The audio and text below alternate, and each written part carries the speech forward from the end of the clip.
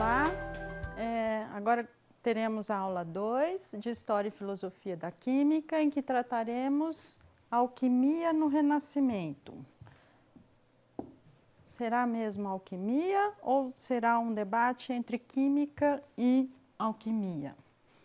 Então, o que se colocou durante muito tempo era se uma passagem, né, da alquimia à química, ou o que se pode colocar de uma revolução científica naquele sentido do Kuhn, de um rompimento de entre uma ciência e outra, entre um paradigma e outro, entre uma teoria e outra.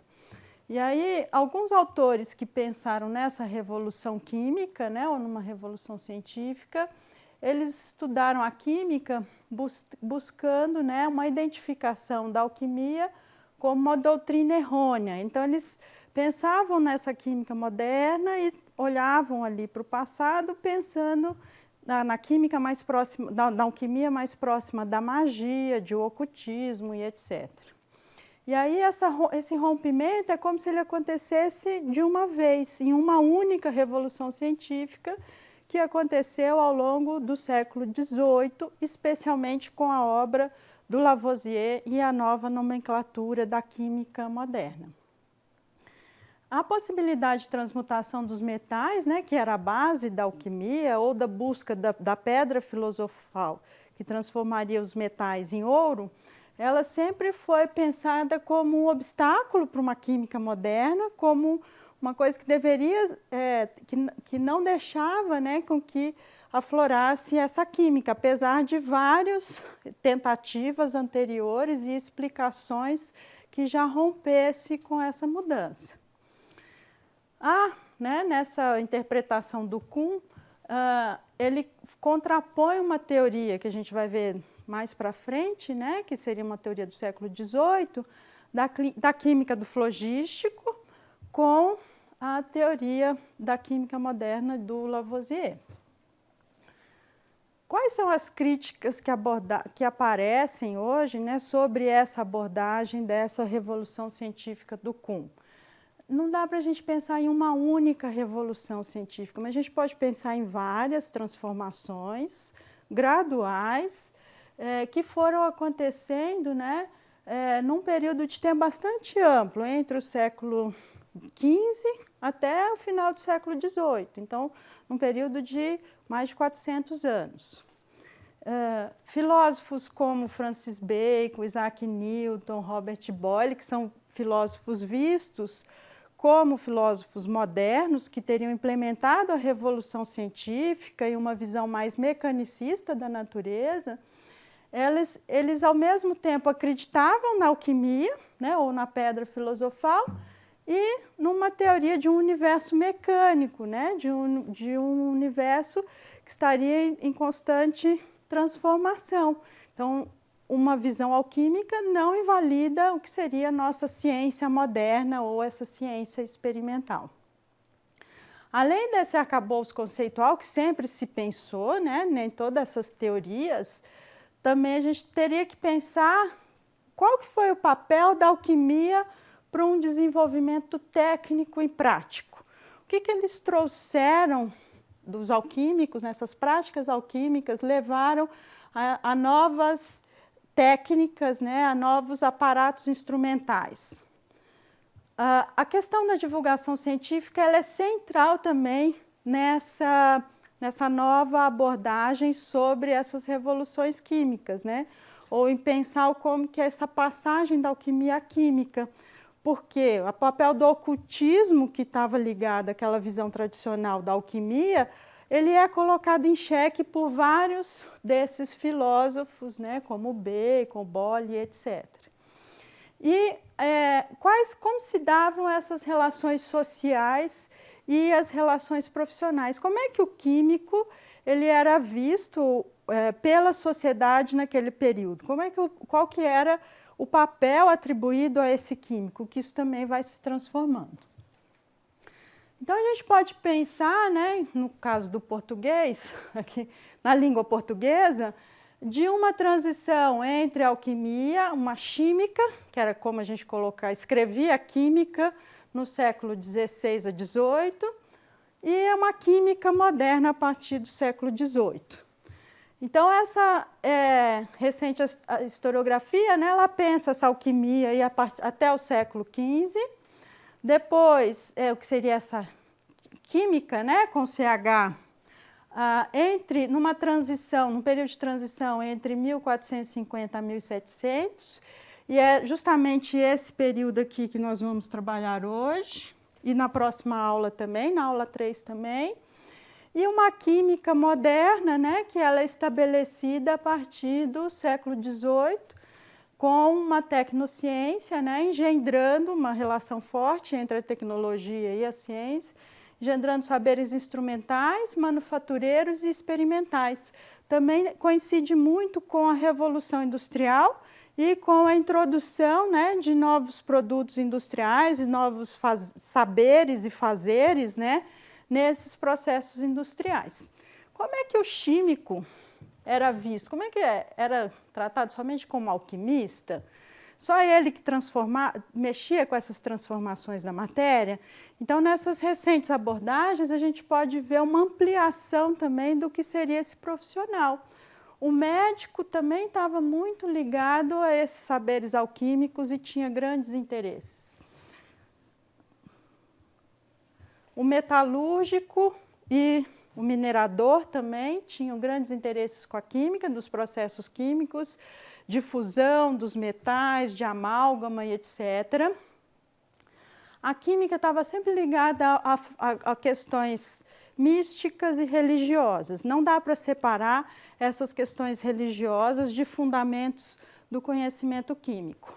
Os boticários, que produziam também os medicamentos, artesãos, né, que produziam o artificial ou que produziam novas substâncias que eram consumidas nesse período, destiladores, né, experimentalistas e profissionais envolvidos com a história natural ou naturalistas, que faziam investigações de botânica, zoologia, mineralogia. Qual que é esse contexto sociocultural aí desse período de longa duração? Aqui a gente vai se concentrar principalmente no Renascimento, né, em que há uma grande transformação na alquimia e nessa nova configuração que a gente está chamando de química, né, que é como que alguns historiadores têm colocado a química nesse período. Então, no mercantilismo, que há uma grande circulação de moedas, e aí com essa circulação de moedas, um grande interesse em metais como ouro e prata, né? Ouro, prata, cobre, e com isso também um desenvolvimento tanto da mineração quanto da metalurgia. O desenvolvimento da navegação, ele também leva a diversas novas técnicas, né? Desde um desenvolvimento técnico voltado para a produção de novas embarcações, da meteorologia, dos ventos e etc. E muitos desses saberes estavam ligados também a práticas alquímicas e químicas. Há uma consolidação das monarquias a estados nacionais. O que quer dizer isso? Há uma centralização cada vez maior no poder do rei, e esse rei também tem interesses, né, de um desenvolvimento comercial, de um desenvolvimento econômico, que também seria impulsionado pela química. A ascensão da burguesia faz com que muitos desses antigos artesãos que produziam produtos através do artificial, né, dessas práticas artificiais da química, tenham interesse com novos materiais. Então, há também uma nova perspectiva na história da química de entender o que significa as mercadorias ou a circulação de mercadorias nesse mercantilismo. Como que isso estava ligado a todas essas práticas químicas?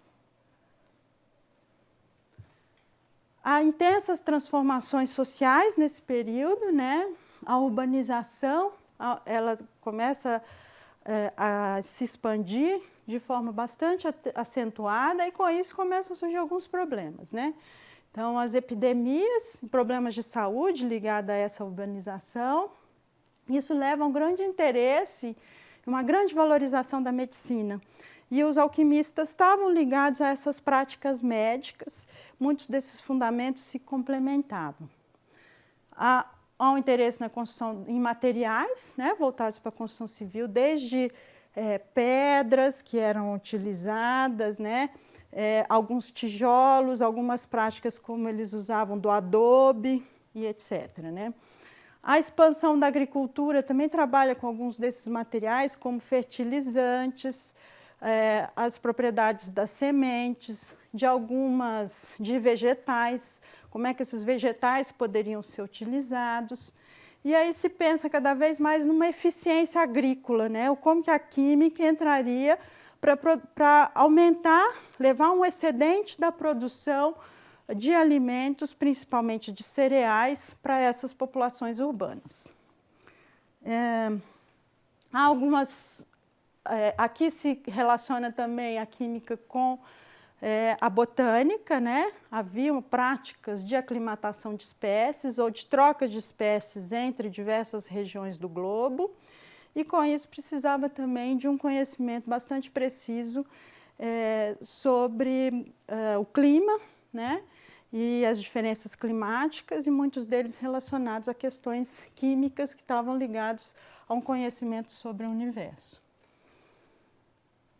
Então, os filósofos e os artesãos, durante o Renascimento, eles se aproximam muito. Há uma grande valorização desse saber prático, de um saber instrumental, e a forma de se fazer ciência começa a mudar. Então, aquela forma que se fazia durante a ciência que se fazia durante a Idade Média, no que a gente chama de escolástica, que era somente a leitura e interpretação da Bíblia. Então, se pensava sobre todos os fatores naturais através dessa interpretação da palavra de Deus, ela começa a se transformar.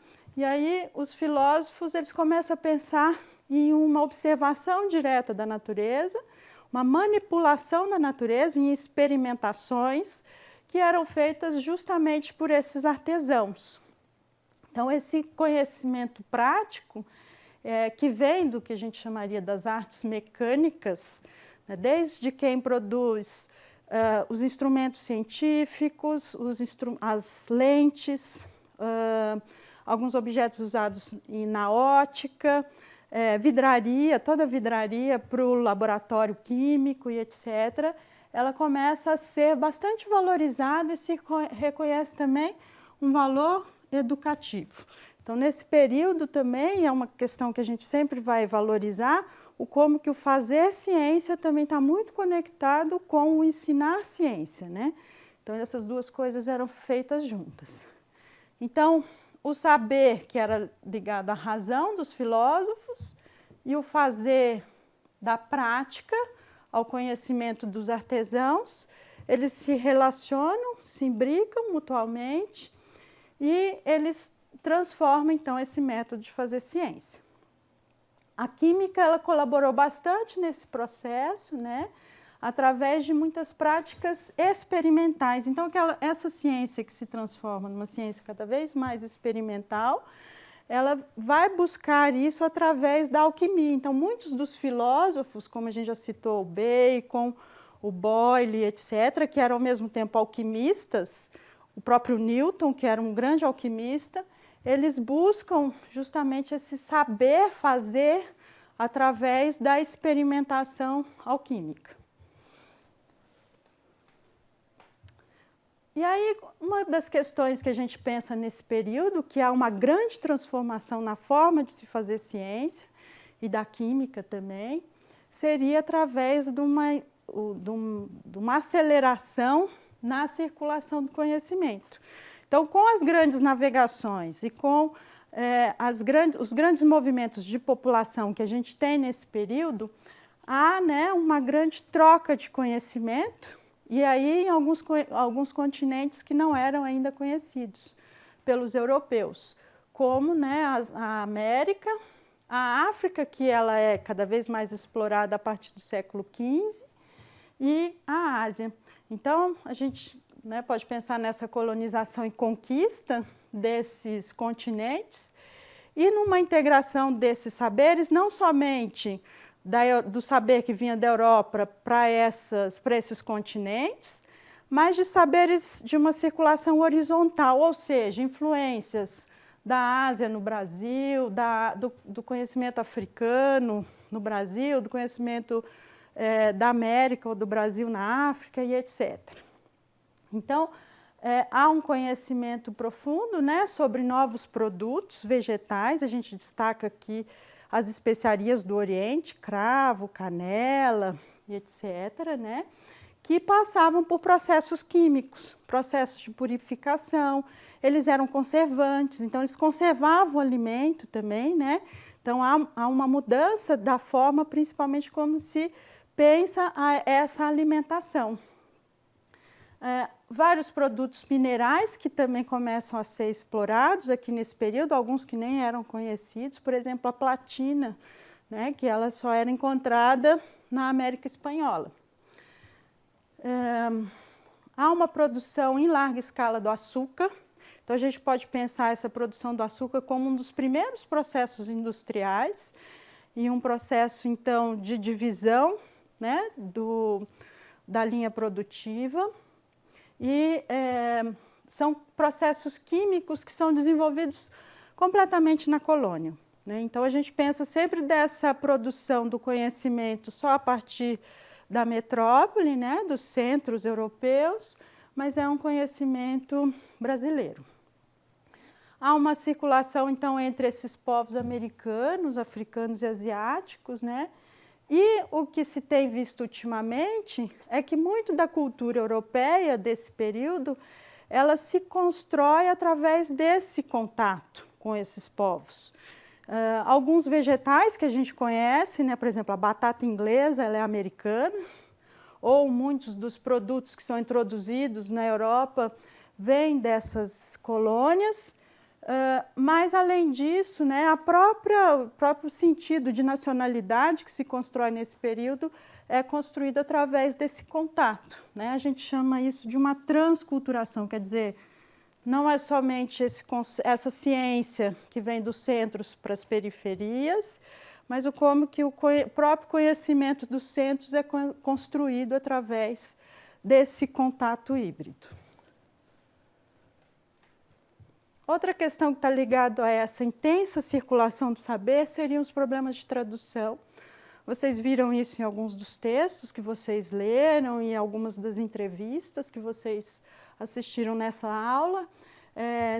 Traduções são processos extremamente complexos, né? E a gente vai pensar em várias e várias fases, né? Então, desde esse resgate de uma filosofia grega que passa por tradutores árabes, depois eles chegam na Europa e entram na Península Ibérica por uma tradução do latim, e aí há uma intensa complexidade, né, a partir desse conhecimento.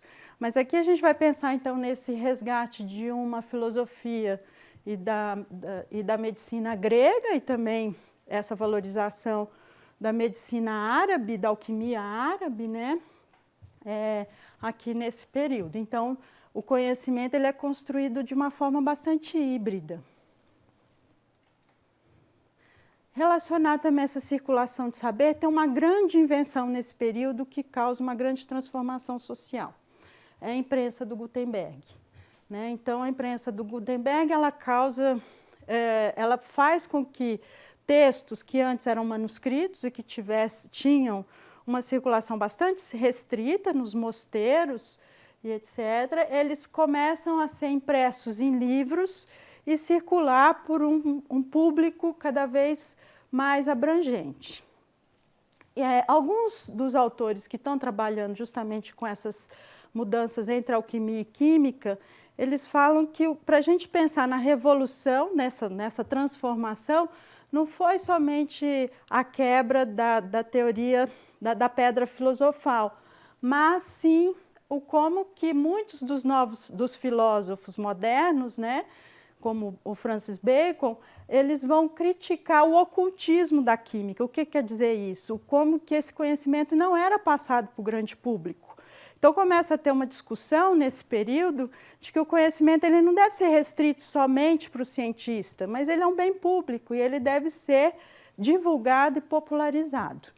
E aí a gente vê também que muitos desses, após a criação da imprensa, muitos dos textos alquímicos, né, ou químicos, começam então a ser impressos.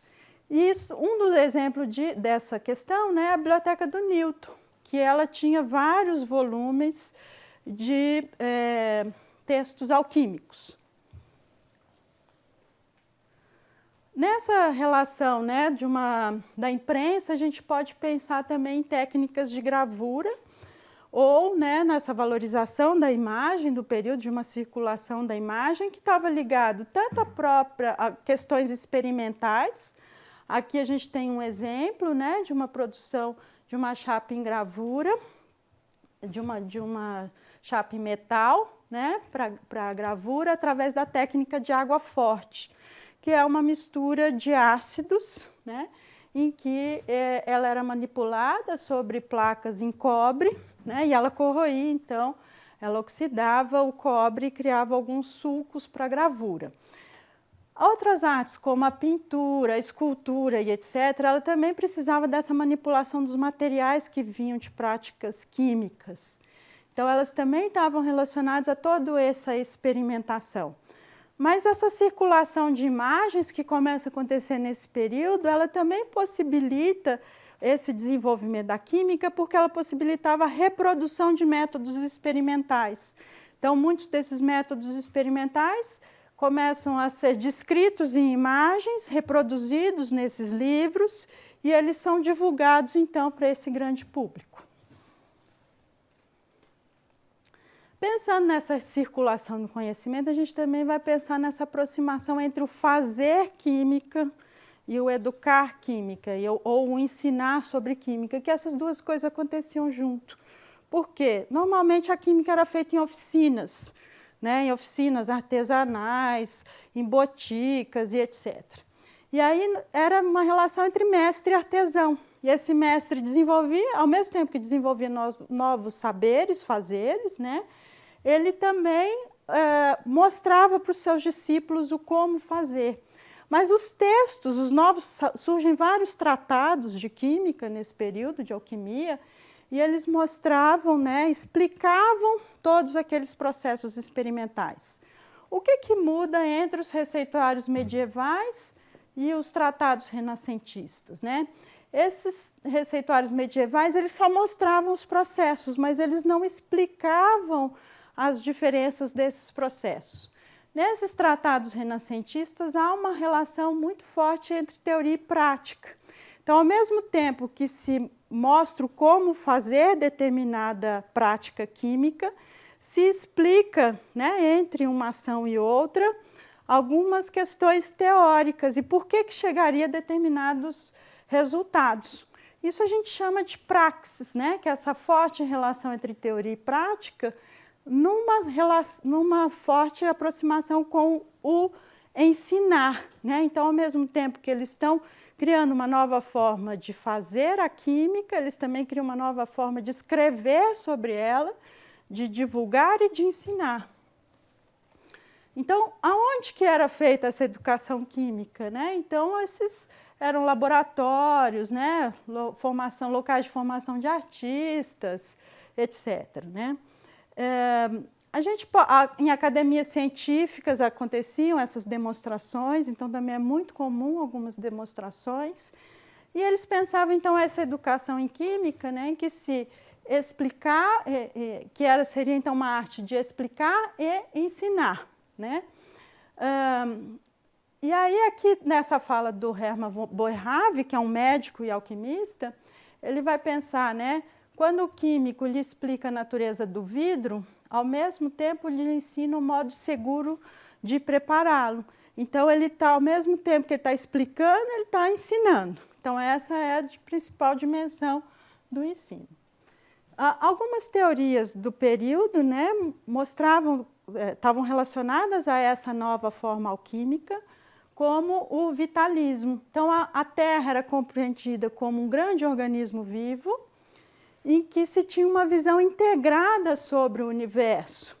Então, não era essa forma que a gente pensa hoje, né, em que há uma separação entre o homem e seu meio natural, ou em diversas divisões, né? Numa visão mais mecanicista, mas se pensava uma integração intrínseca, né, entre o micro e o macrocosmo, entre o homem e o universo. Então, o crescimento dos metais, ele ocorria no interior da Terra, a Terra era vista como a mãe, né, e o fazer do alquímico ou do químico seria justamente retirar esses metais, simulando o parto, né, ou simulando essa retirada das sementes da Mãe Terra. Então, esse ideal mágico, ele é ligado ao vitalismo. Então, a magia, ela entra muito fortemente nessa componente alquímica, mas ela continua até o século XVIII, não há uma ruptura com esses ideais da magia. Numa cultura medieval, havia um combate à magia, mas por questões teológicas. E numa cultura renascentista, né, há uma reavaliação do papel da magia e se pensa nessa sua fundação, na sua função na sociedade. Então, ela estava ligada também a muitas questões religiosas e também questões cristãs aqui do período. Ela não se separava de princípios cristãos. Nessa perspectiva, né, entre a magia, nessa nova cultura renascentista, ela se relacionava muito com transformações científicas que se pensa aqui no período, como a passagem do geocentrismo para o heliocentrismo. Então, pensar nessa força oculta que está ligada a todo o universo faz mais sentido, né, do que pensar na Terra no centro do universo. Então, a magia ela se torna um fato cultural, né, e ela passa a ser defendida e exaltada por magos e filósofos desse período.